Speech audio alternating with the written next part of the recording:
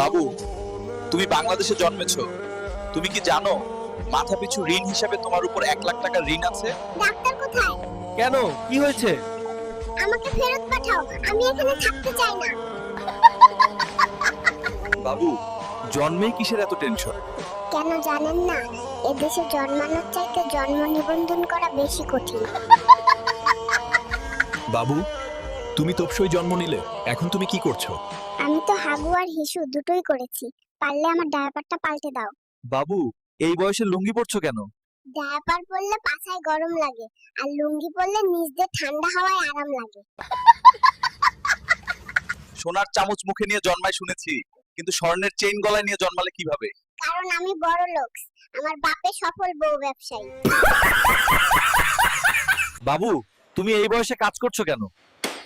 ডায়াপারের অনেক দাম, এত খরচ কে বহন করবে? তোমার কিসের দাবিতে আন্দোলন করছো? দাবি মোদের একটাই, মুসলমানের আগে বিয়ে চাই। হ্যালো গাইস, আম্মুর আচারের বোম ভেঙে ফেলছি, এখন আম্মুর হাতে আমার কেলানি খাওয়ার পালা। পৃথিবীতে এসে তোমার অনুভূতি কি?